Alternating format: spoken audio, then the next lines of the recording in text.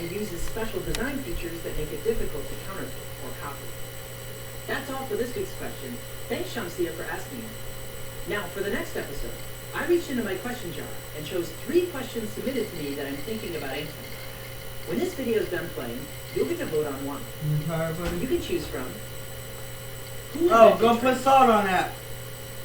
Why is snow melt? Or what's the coldest place on Earth? So submit your vote when the video is over. I want to hear from all of you watching.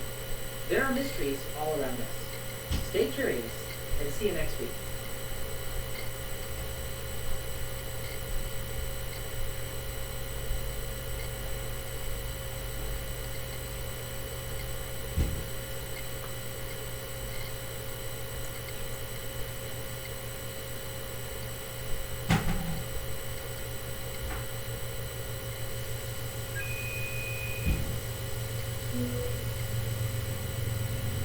Hold on 1 second, just gotta finish writing this down. Hi, it's Doug. Okay, this is probably the biggest pencil that you've ever seen, and I don't normally use a pencil this big, but I do like to use pencils instead of pens whenever I write. I had a pencil that big. Someone named Emiliano has a question about pencils. Let's give him a call now.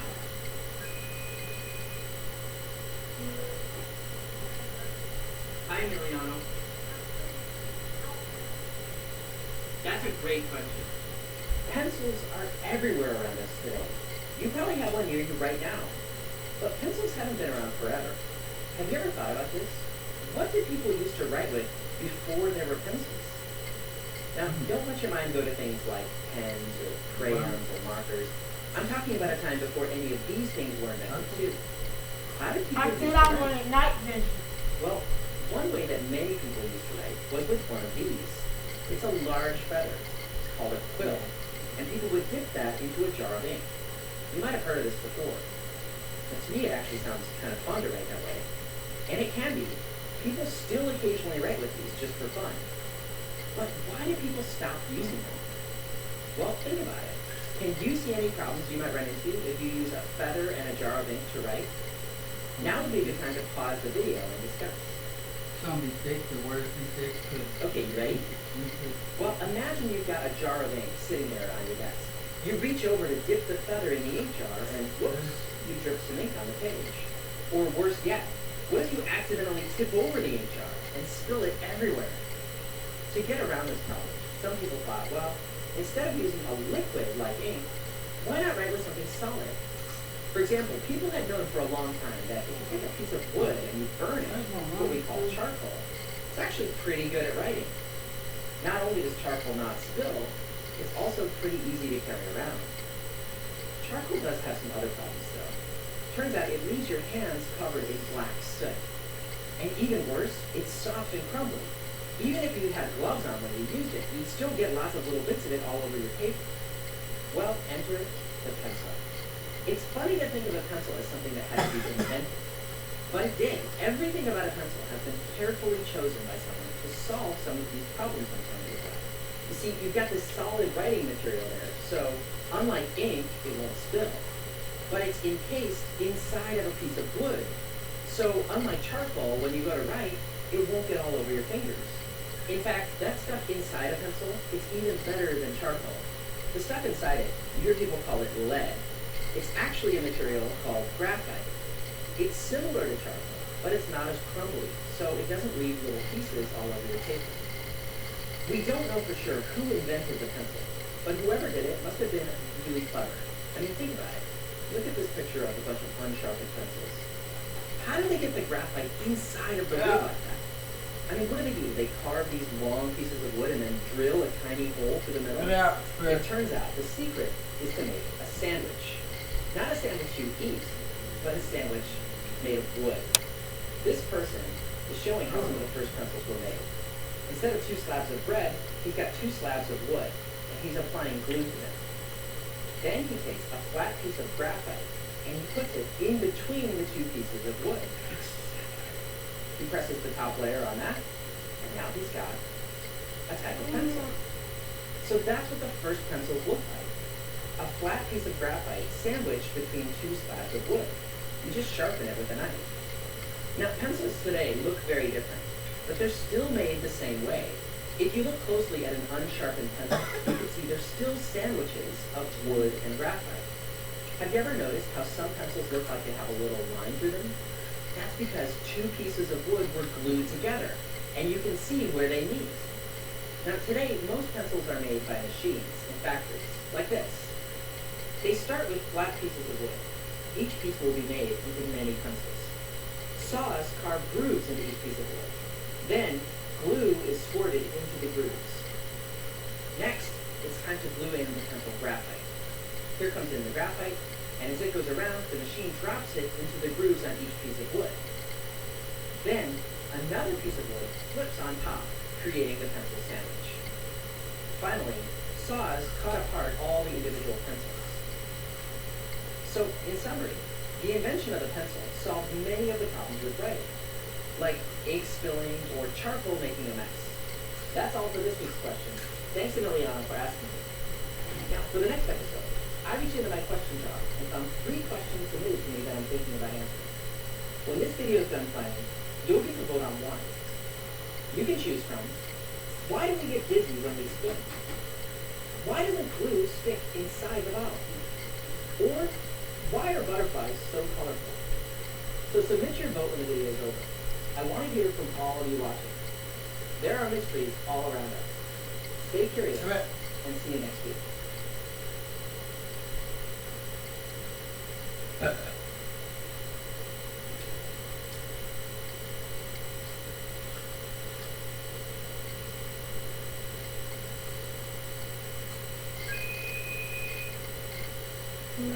Hi, it's Doug. Toys. Are you ever really too old to like toys? I mean, I don't think so. I've certainly got my share of toys on my desk here at work. You might know this one. Or check out this 3D printed skull of a T-Rex. It's based on the real skull of an actual Tyrannosaurus Rex. It's one of my favorites. Someone named Daniela has a question about toys. Let's give Daniela a call now. Hi, Dad. Hi, Daniela. I have a question for you. How are toys invented? Ooh, that's a great question. Maybe our love of toys never changes. Even adults can still like toys. But there's one thing about toys that has changed over time. And that's the toys themselves. The fidget spinner is a great example. This became one of the most popular toys in the year 2017. But when I was growing up, as a kid in the 1980s, fidget spinners didn't even exist. That's because they hadn't been invented yet. For every generation of children, or group of children born around the same time, there are new toys that get invented. Toys that the adults in their lives didn't have when they were kids. For me, when I was a kid, Legos were still a pretty new invention. At least in the United States where I was growing up. My parents didn't play with Legos because they didn't have them yet. And when my parents were kids, that was the first time that things like Mr. Potato Head had been invented. Making a face using plastic parts you insert into an actual potato. That was new to them. Their parents didn't have that as kids. Other new toy inventions of that time included mushy, squishy materials like Play-Doh and something called silly putty. These were really popular when my parents were kids. Now, some of these toys, they're still around. You might have played with some new versions of these older toys yourself. But so many of the toys you might know and have played with are actually new kinds of toys. They didn't exist before. Someone had to invent them. How do new toys get invented in the first place? Who comes up with them? And how do they do it? What do you think? Before I say anything more, now would be a good time to pause the video and discuss. Okay, you ready? Well, there are so many different inventors and so many different toys. I'd love to answer this question instead by telling you a story, a true story about one of these inventors. This guy. His name is Lonnie Johnson. While Lonnie is an inventor, he hasn't always been a toy inventor. And this is part of Lonnie's story that's so interesting.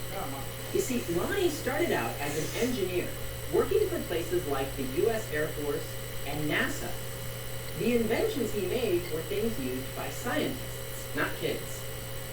One day, though, Lonnie was busy working on a new part for a water pump, something that was being used inside of a new kind of refrigerator that he'd been asked to work on. Dang. While he was busy testing out his new idea, in his bathroom no less, he made a mistake, Yeah. and suddenly, a powerful jet of water shot out. It got water everywhere. And that's when Lonnie got inspired. Noticing how powerful the jet of water was, he got the idea to make a toy that he thought his daughter might love. A new kind of toy water blaster. He went down to his basement and started working on what inventors call a prototype, a very simple first version of his idea. Once he finished the prototype, his daughter and all her neighborhood friends tried it out, and they thought it was awesome. Eventually, Lonnie found a toy company to be his partners, to help make a more finished version of his prototype, and to help make lots of these. After trying out different names for it, they finally settled on the name Super Soaker, and it became one of the most popular toys of the 1990s.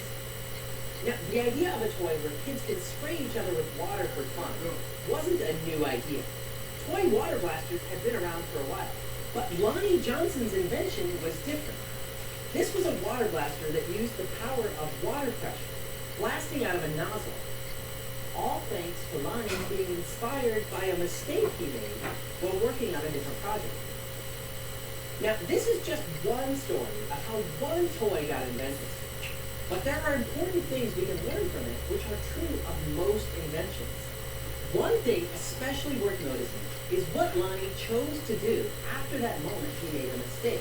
That moment when water blasted everywhere. It would be totally normal to get frustrated by that, to think, oh man, what a mess. And maybe Lonnie wasn't excited about having to clean all of that up. But as an inventor, Lonnie chose a different way of looking at a situation like this. Instead of focusing on his frustration or disappointment at his mistake, after that water blasted everywhere, Lonnie thought to himself, wow, that was surprising. I didn't expect that. Huh, what can I do with this new thing I learned? As you can tell from this story, Lonnie did a lot. And with all the money he made from the Super Soaker, he even went on to build his own laboratory, where he and his team have continued to make new inventions to this day. Inventions both for children and for adults. That's all for this week's question. Thanks, Daniela, for asking it. Now, for the next episode, with Valentine's Day coming up, I picked up 3 questions from the question jar that all have something to do with the heart. When this video is done playing, you'll get to vote on one. You can choose from, why does your heart have valves? How does your heart pump blood? Or, what is your heart made of? So submit your vote when the video is over. I want to hear from all of you watching. There are mysteries all around us. Stay curious, and see you next week.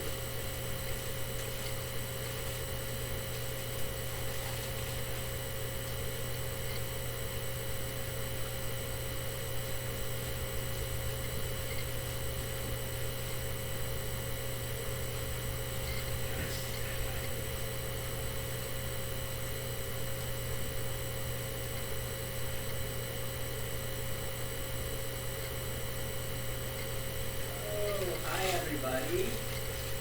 Hi, welcome to my living room.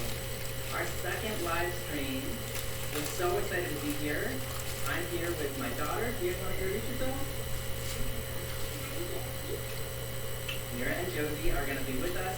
We have something really special Okay, today. buddy, I think I'm part very excited to share 6 with is all of over. you. This is something